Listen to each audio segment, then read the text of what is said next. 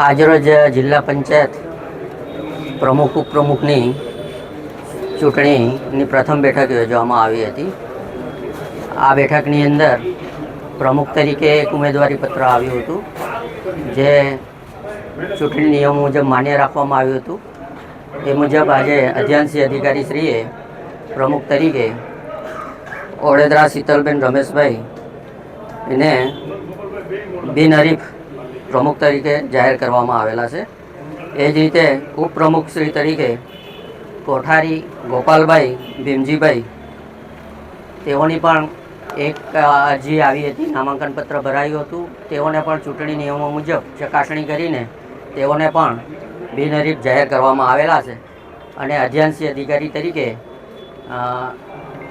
અધિક વિકાસ commissioner Shri doctor ગૌરવ દયા સાહેબે અધ્યાંશી અધિકારી તરીકે પદ સંભાળેલ છે અને તેઓએ આ પ્રથમ બેઠક જે છે કાર્યવાહી પૂર્ણ કરેલ છે. સાહેબ, બેઠકમાં મીડિયાને આમંત્રણ અપાયું, બેઠક વ્યવસ્થા હતી એની શું કહેશો એ બાબતમાં?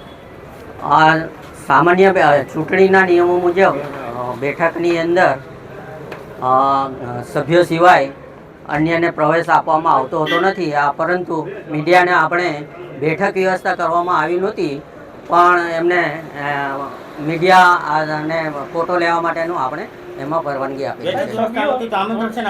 અને સભ્યોને છૂટ હતી, તો સભ્ય સિવાયના બીજા જે આગેવાનો હતા, બીજા રાજકીય પક્ષો જોડેલા, એ લોકોને કેમ છૂટ હતી? તપાસ થાય કોણ કોણ હતા બીજા લોકોને કેમ છૂટ હતી? ના, ચૂંટણી કોઈ કરવામાં આવેલી નથી. એમાં બિનહરીફ જાહેર કરવામાં આવ્યા છે.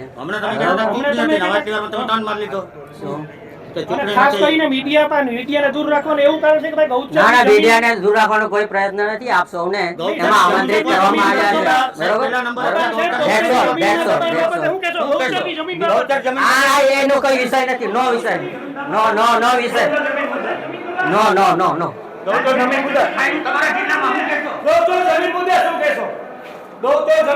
અત્યારે કોઈ મુદ્દો નથી આનો. અત્યારે કોઈ કાર્યવાહી નથી.